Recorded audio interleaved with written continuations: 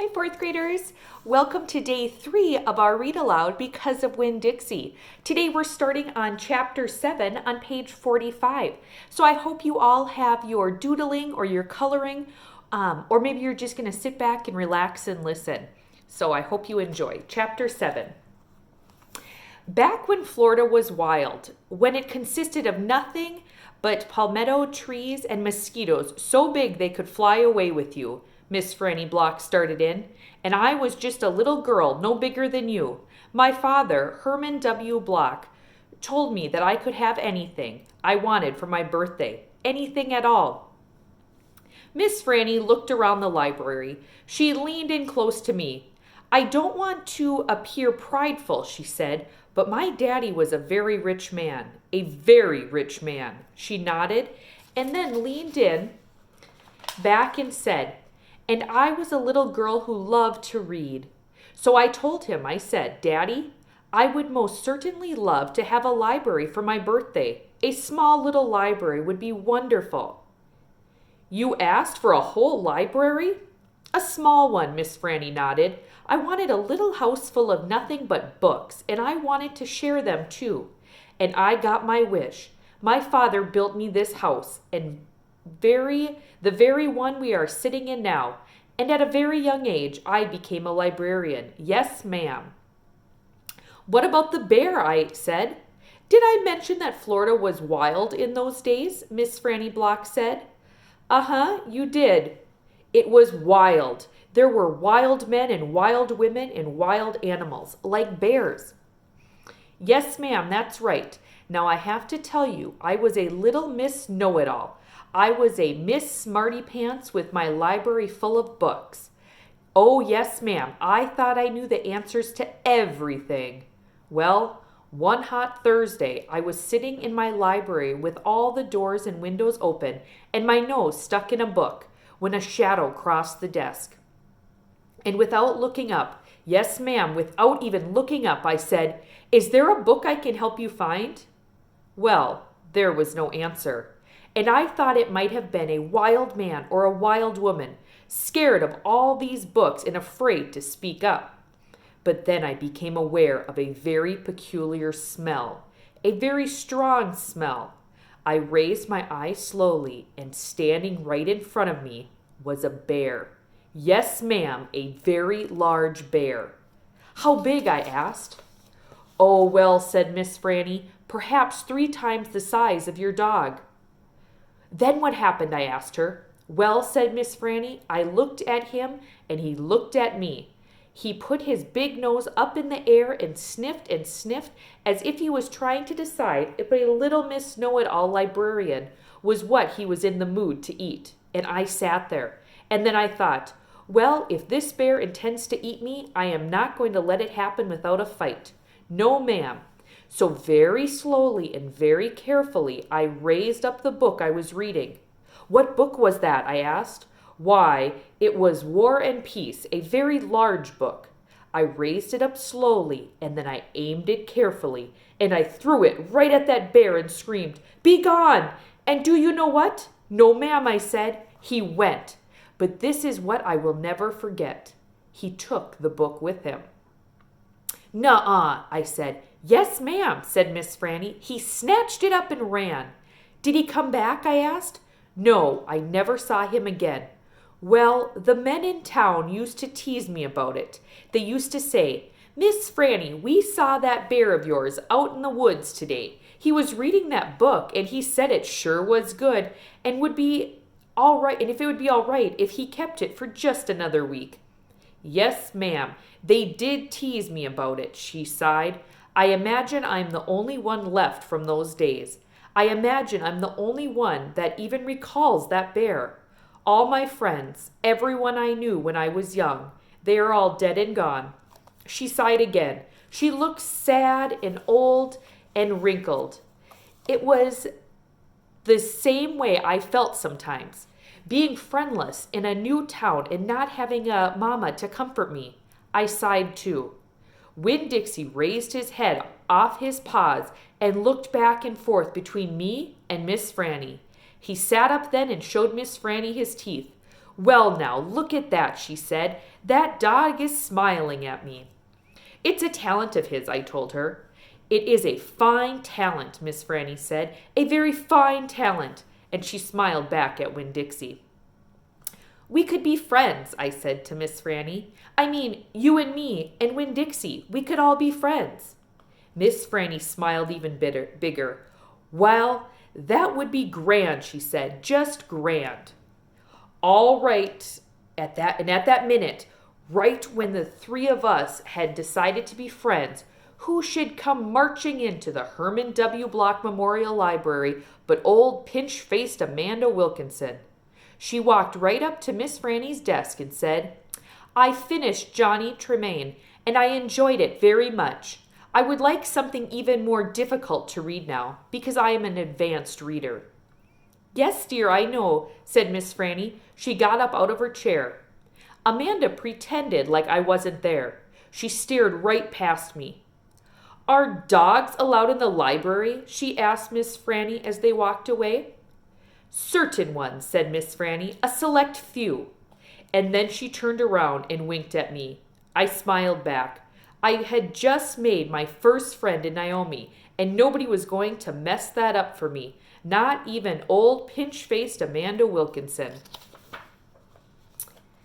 That was the end of Chapter 7. Chapter 8. Winn-Dixie's bald spots started growing fur, and the fur that he had to begin with started looking shiny and healthy. And he didn't limp anymore. And you could tell that he was proud of looking so good, proud of not looking like a stray. I thought what we needed most was a collar and a leash, so I went into Gertrude's Pets, where there were fish and snakes and mice and lizards and gerbils and pet supplies, and I found a real handsome red leather collar with a matching leash. Winn-Dixie was not allowed to come inside the store. There's a big sign on the door that said, "No dogs allowed." So I held the collar and the leash up to the window, and Winn-Dixie, who was standing on the other side of the window, pulled up his lip and showed me his teeth, and sneezed and wagged his tail, something furious. So I knew he absolutely loved that leash and collar combination, but it was very expensive.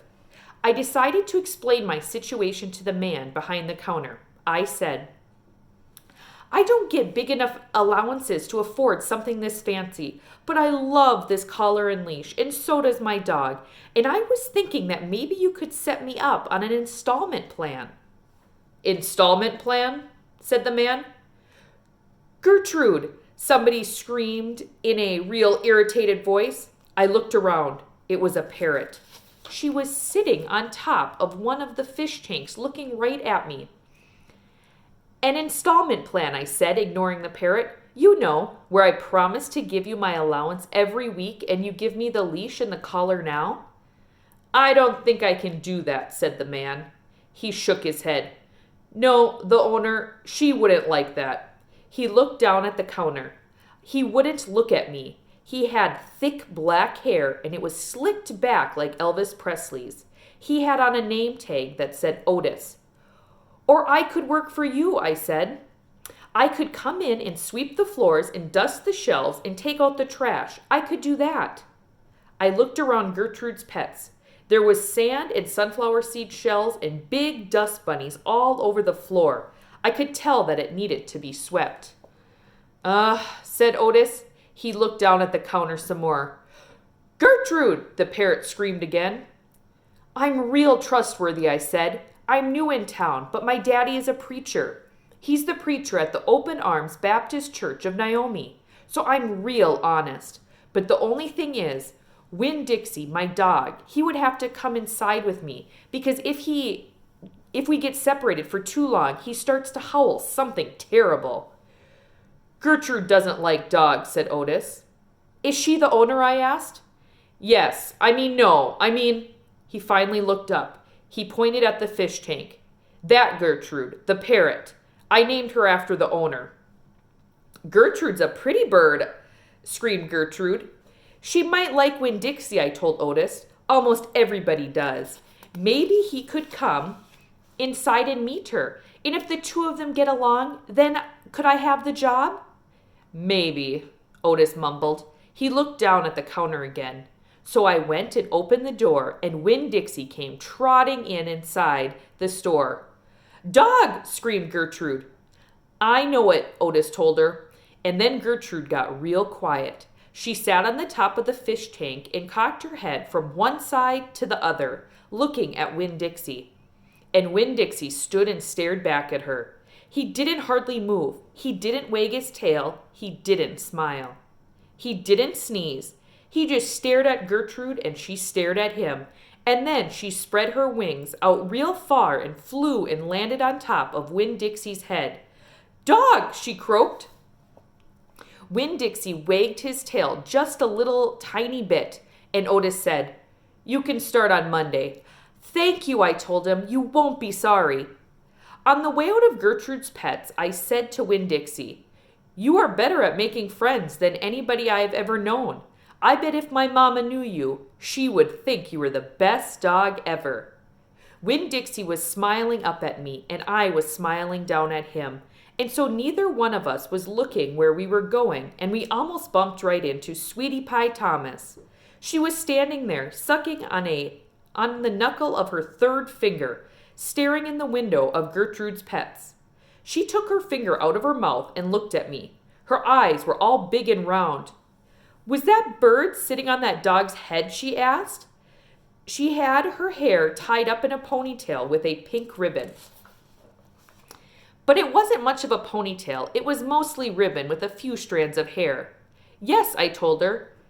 "I seen it," she said. She nodded her head and put her knuckle back in her mouth. Then she took it out again real quick. "I seen that dog in church too. He was catching a mouse. I want a dog just like it, but my mama won't let me get no dog. She says if I'm real good, I might get to buy me a goldfish or one of them gerbils. That's what she says. Can I pet your dog?" "Sure," I told her. Sweetie Pie stroked Winn-Dixie's head so long and serious that his eyes dropped half closed and drool came out of the side of his mouth. "I'm going to be 6 years old in September. I got to stop sucking on my knuckle once I'm 6, said Sweetie Pie. "I'm having a party. Do you want to come to my party? The theme is pink." "Sure," I told her. "Can this dog come?" she asked. "You bet," I told her. And all of a sudden, I felt happy. I had a dog. I had a job. I had Miss Franny Block for a friend. And I had my first invitation to a party in Naomi.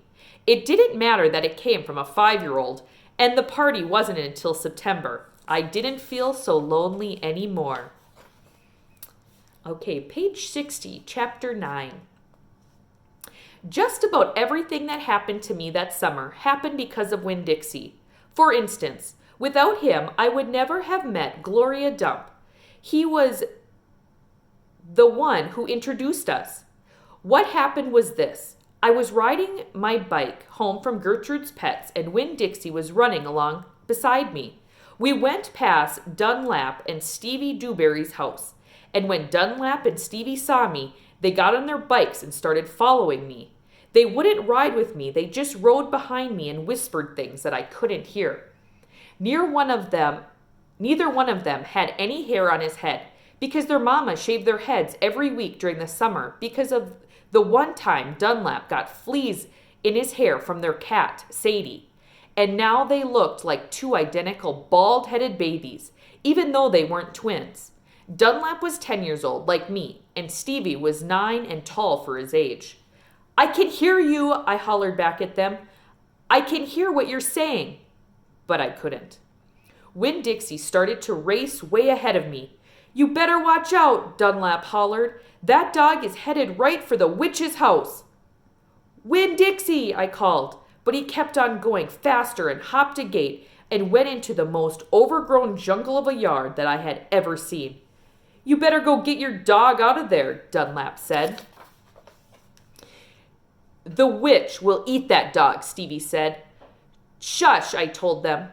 I got off my bike and went up to the gate and hollered, "Winn-Dixie, you better come on out of there."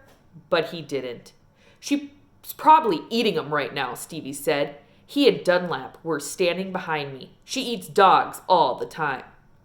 Get lost, you bald-headed babies, I said. Hey, said Dunlap, that ain't very nice way for a preacher's daughter to talk. He and Stevie backed up a little. I stood there and thought for a minute. I finally decided that I was more afraid of losing Winn-Dixie than I was of having to deal with a dog-eating witch, so I went through the gate and into the yard. That witch is going to eat the dog for dinner and you for dessert, Stevie said. We'll tell the preacher what happened to you, Dunlap shouted after me. By then, I was deep in the jungle.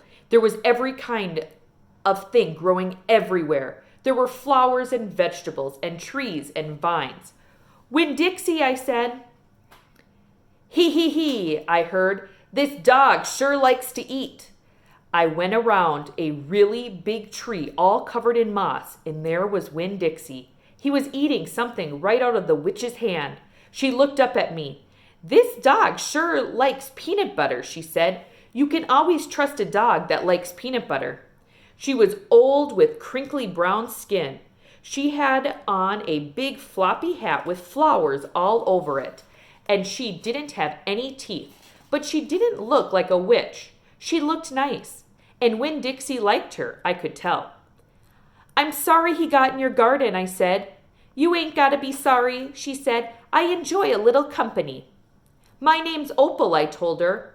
My name's Gloria Dump, she said. Ain't that a terrible last name, Dump? My last name is Baloney, I said. Sometimes the kids at school back home in Watley called me lunch meat. Ha, Gloria Dump laughed. What about this dog? What do you call him? Winn-Dixie, I said. Winn-Dixie thumped his tail on the ground. He tried smiling, but it was hard with his mouth all full of peanut butter. Winn-Dixie, Gloria Dump said. You mean like the grocery store? Yes, ma'am, I said. Woo-wee, she said. That takes the strange name prize, don't it? Yes, ma'am, I said. I was just fixing to make myself a peanut butter sandwich, she said. You want one too? All right, I said. Yes, please. Go on and sit down, she said, pointing at the lawn chair with the back all busted out of it. But sit down careful. I sat down careful, and Gloria Dump made me a peanut butter sandwich on white bread. Then she made one for herself and put her false teeth in to eat it. When she was done, she said to me, You know, my eyes ain't too good at all. I can't see nothing but the general shape of things. So I got to rely on my heart. Why don't you go on and tell me everything about yourself, so as I can see you with my heart? And because Winn-Dixie was looking up at her like she was the best thing he had ever seen, and because the peanut butter sandwich had been so good, and because I had been waiting for a long time to tell some person everything about me, I did.